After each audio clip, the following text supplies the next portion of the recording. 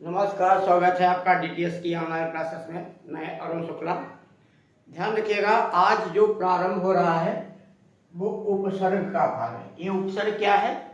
ये शब्द निर्माण की जो 4 इकाइयां हैं उसमें तीसरा भेद है। फिर से ध्यान रखिएगा, वर्णों से जब शब्द बनते हैं तो 4 तरीके से बनाए जाते हैं, या तो संधि के द्वारा, या समास के द्वारा, या उपसर्ग के द्वारा, या प्रत्यय के द्वारा। तो संधि और समास हम लोग पढ़ चुके हैं। अब हमें पढ़ना है उपसर्ग। ध्यान दीजिएगा, उपसर्ग शब्द 2 शब्दों के योग से बना है, उप प्लस सर्ग। उप का मतलब होता समीप और सर्ग का मतलब होता सृजन करना या निर्माण करना। तो नजदीक से निर्माण करना, जैसे एक शब्द है उपराष्ट्रपति, यानी राष्ट्रपति के समीप, उपाध्यक्ष अध्यक्ष के समीप। इसी प्रकार से उप शब्द समीप के परिप्रेक्ष्य में यूज किया जाता है। तो समीप से सृजन करना। अब अगर इसकी परिभाषा दी जाए, क्या हो जाएगी? परिभाषा होगी वे शब्दांश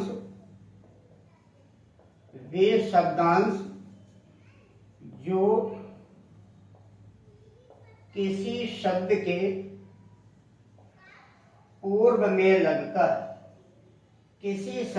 पूर्व में लगकर उसके अर्थ में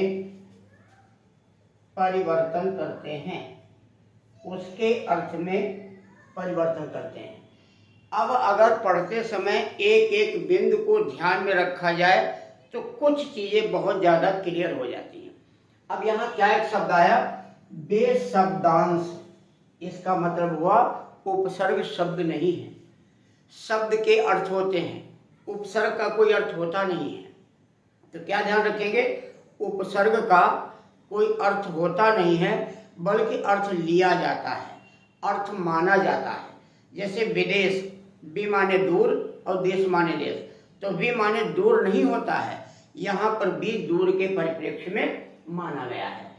अब आता है उपसर्ग करता क्या है, उपसर्ग के क्या काम है। तो ध्यान रखिएगा, अगर हम चर्चा करें उपसर्ग के कार्यों पर तो उपसर्ग के काम 3 प्रकार से हैं। यानी उपसर्ग के 3 कार्य होते हैं, या 3 प्रकार के कार्य उपसर्ग करता है। सबसे पहले काम क्या करता है? उपसर्ग करता है शब्द के अर्थ में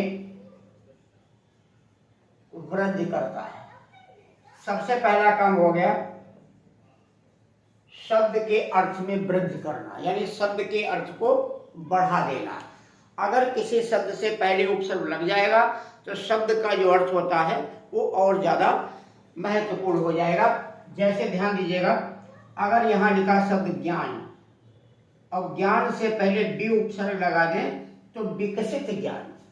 इसी प्रकार से शब्द लिखा शुद्ध, और अगर हम शुद्ध शब्द से पहले भी लगा देंगे तो हो जाएगा विशुद्ध, और भी ज्यादा शुद्ध। अब दूसरा उपसर्ग का क्या काम है? दूसरा उपसर्ग का क्या काम है? शब्द के अर्थ को विपरीत करना यानी विलोम करना। अब यहाँ एक बात और समझ लीजिएगा, विलोम शब्द 2 प्रकार के होते हैं। एक तो होते हैं रूढ़ विलोम, जो बने बनाए, जैसे रात का विलोम दिन, और एक होते हैं जो उपसर्ग लगा के बनाए जाते हैं, जैसे डर का निडर नि उपसर्ग है, ज्ञान का अज्ञान अउपसर्ग है। अब यहाँ अगर हम उपसर्ग से पहले कोई उपसर्ग लगा दें तो शब्द का विपरीत यानी विलोम हो जाएगा। जैसे अगर हमने ज्ञान से पहले आ लगाया तो शब्द हो गया अज्ञान, और शुद्ध से पहले अगर हमने आ लगा दिया तो शब्द हो गया अशुद्ध, यानी शुद्ध नहीं। विशुद्ध माने और भी ज्यादा शुद्ध, और अशुद्ध माने जो शुद्ध नहीं है। तीसरा इसका जो काम है, नए शब्दों का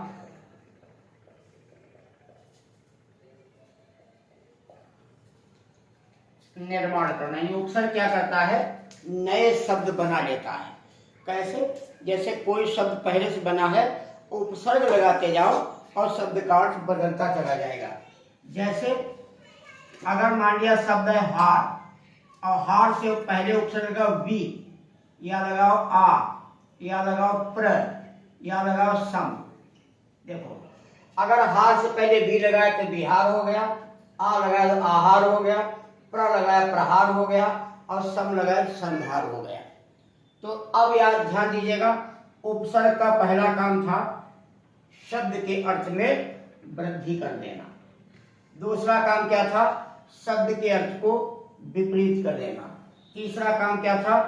नए शब्दों का निर्माण कर लेना। तो 3 प्रकार के उपसर्ग के हिंदी में कार्य होते हैं। और अब देखते हैं उपसर्ग के भेद या प्रकार। इन चीजों को आप नोट भी कर सकते हैं ताकि इनको आगे ना भूलें, और लगातार अभ्यास में बने रहने से आपका ज्ञान और भी मजबूत होगा। अब आते हैं उपसर्ग के भेद या उपसर्ग के प्रकार। भेद या प्रकार। उपसर्ग 3 प्रकार के होते हैं। 3 प्रकार के होते हैं। कौन कौन से? संस्कृत के उपसर्ग, संस्कृत को आप और क्या कह सकते हो? तत्सम। तत्सम। और कौन से होते हैं? हिंदी के उपसर्ग, इनको क्या कह सकते हो? तद्भव। और फिर होते हैं आगत उपसर्ग। आगत मीन्स विदेशी भाषा के, विदेशी भाषा के। तो उपसर्ग कितने प्रकार के? 3। अब यहाँ सबसे महत्वपूर्ण बात है, संस्कृत तत्सम उपसर्गों की संख्या है 22। लेकिन हिंदी और आगत के उपसर्गों की संख्या फिक्स नहीं है। कई जगहों पर लिखा गया है कि हिंदी के उपसर्गों की संख्या 13 है और आगत उपसर्गों की संख्या 17 है, लेकिन ये क्लियर नहीं है। परीक्षा में यदि कभी कोई ऐसा प्रश्न आया कि उपसर्गों की संख्या कितनी होती है, तो सिर्फ और सिर्फ तत्सम के बारे में पूछा जाएगा और किसी के बारे में नहीं पूछा जाएगा। संख्या नहीं पूछी जाएगी, अन्य चीजों को पूछा जा सकता है। तो सबसे पहले हम संस्कृत के यानी तत्सम उपसर्ग देख लेते हैं। तो यहां लिख लीजिएगा उपसर्ग, फिर यहां लिखिएगा उसका अर्थ, और फिर लिखते हैं उससे बना हुआ शब्द। उपसर्ग से बना हुआ शब्द। अब कौन कौन से यहां हो सकते हैं? जैसे संस्कृत उपसर्ग है आ। आ माने होता सहित। शब्द बनेगा आजन्म, आमरण, आकंठ,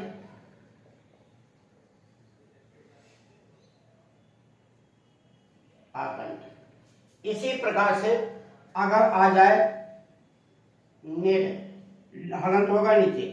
निर माने होता नहीं या अभाव, यह आ जाएगा नहीं, यह शब्द होगा अभाव। शब्द क्या बनेगा? निर्बल यानी बल नहीं, निर्धन यानी धन नहीं, निर्जन यानी लोभ नहीं। इसी प्रकार से उपसर्ग बनेगा दुष। दुष माने होता कठिन, दुष माने होता बुरा या कठिन।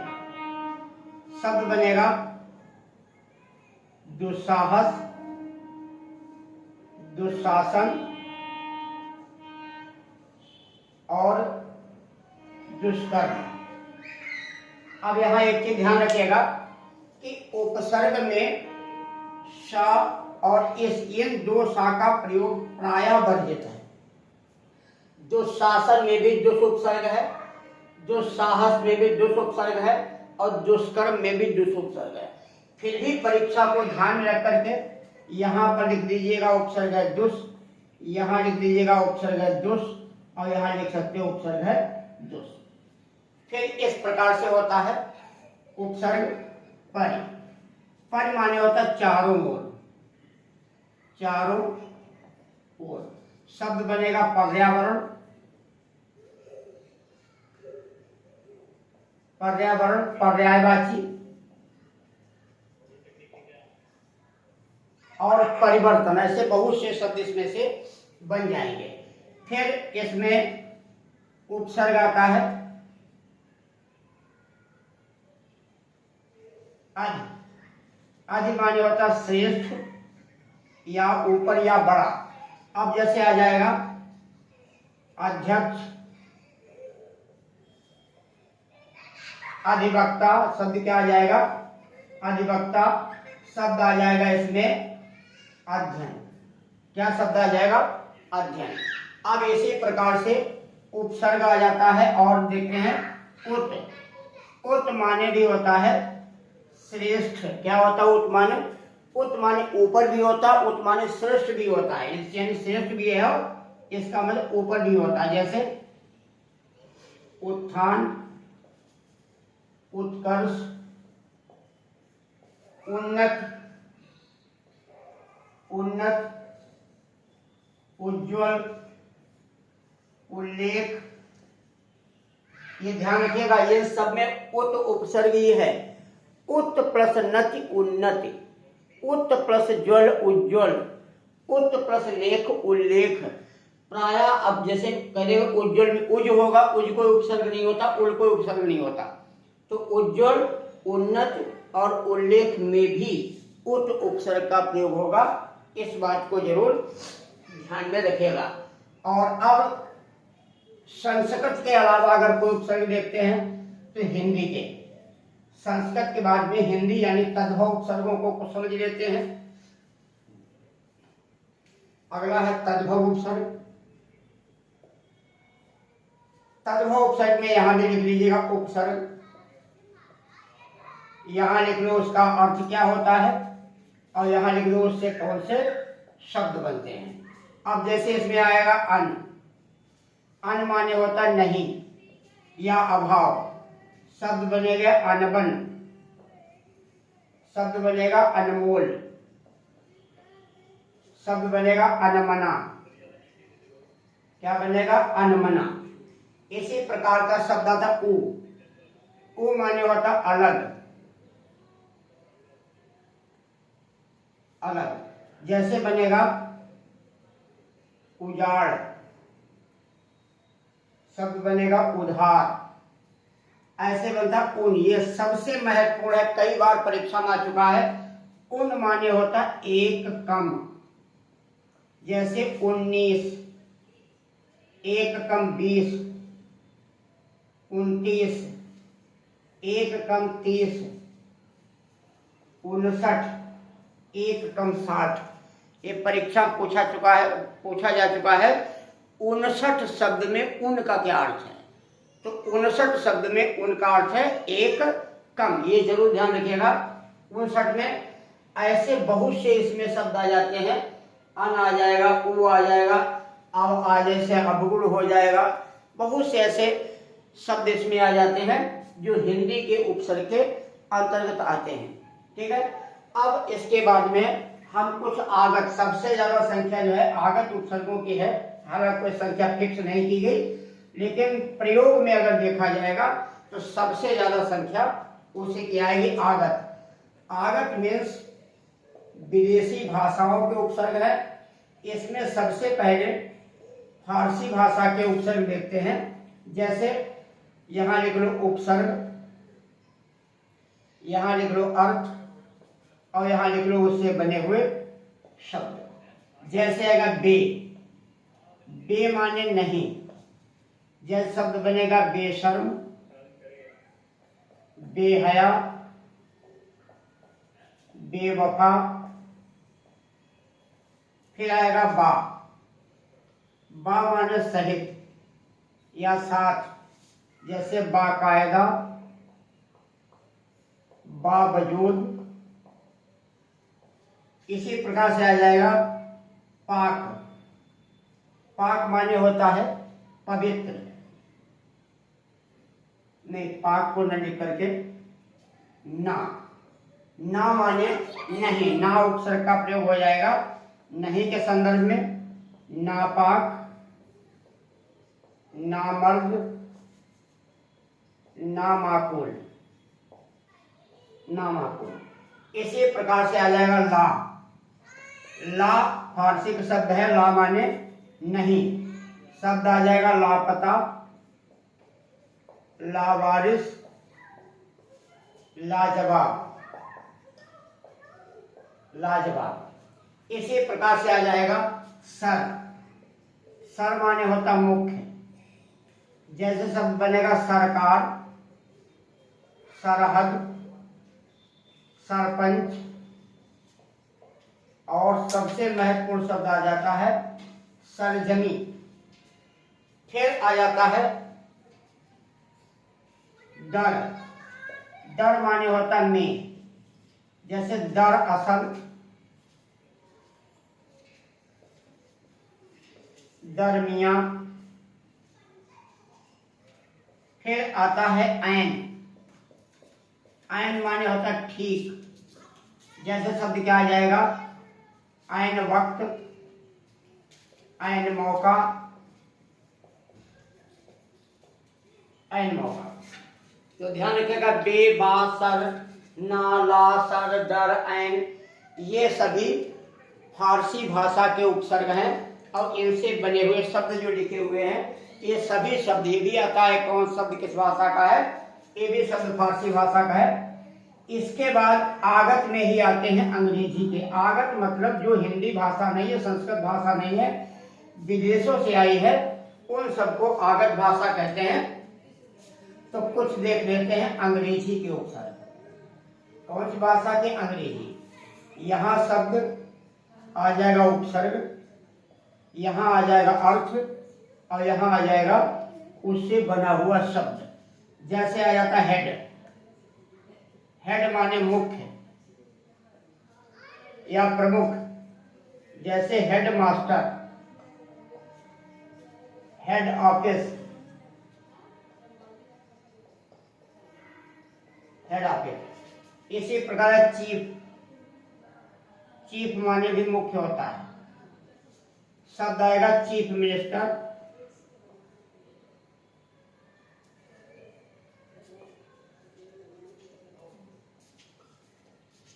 Chief officer. फिर शब्द आपका आ जाएगा सब। सब माने होता सहायक, सब इंस्पेक्टर,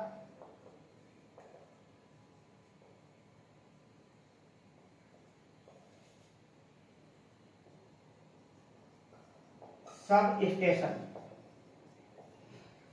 बहुत से शब्द। अब देखो खास बात क्या ध्यान रखिएगा, जितने भी उपसर्ग होते हैं उस शब्द के प्रारंभ में जुड़ जाते हैं, लेकिन इंग्लिश का जो उपसर्ग है उस शब्द के प्रारंभ में जुड़ता नहीं है, ये बीच में योजक चिन्ह लगा होता है। जैसे भी जो भी आपने उपसर्ग देखे सब जुड़ जाते हैं। हेड मास्टर, डायरेक्ट नहीं लिखे, हेड डैश करके मास्टर, हेड डैश करके ऑफिस। तो इस प्रकार जो अंग्रेजी भाषा के उपसर्ग होते हैं वो मूल शब्द के पहले तो आते हैं लेकिन मूल शब्द के साथ जुड़ते नहीं हैं। इस चीज को ध्यान रखिएगा। तो उपसर्ग का भाग संक्षिप्त रूप में आज पूरा हुआ। इससे क्या कार्य हैं, कितने भेद हैं, कौन कौन से मुख्य शब्द हैं जो विगत वर्षों में अलग अलग परीक्षाओं में पूछे गए, वे उदाहरण दिए गए, तरीके बताए गए। शब्द तो और भी हो सकते हैं। अब कल जो क्लास होगी वो प्रत्यय के बारे में होगी। फिर आपको बताएंगे तमाम ऐसे शब्द आते हैं जिसमें उपसर्ग और प्रत्यय दोनों लगे होते हैं। किसी शब्द में केवल उपसर्ग होता है, किसी में केवल प्रत्यय होता है, और किसी शब्द में उपसर्ग और प्रत्यय दोनों का प्रयोग होता है। तो आज की क्लास यहीं तक है। इस चैनल को सब्सक्राइब करें, मित्रों को भेजें और कमेंट बॉक्स में अपनी बात जरूर लिखें। आपके उज्जवल भविष्य की बहुत सी शुभकामनाएं। नमस्कार, जय हिंद।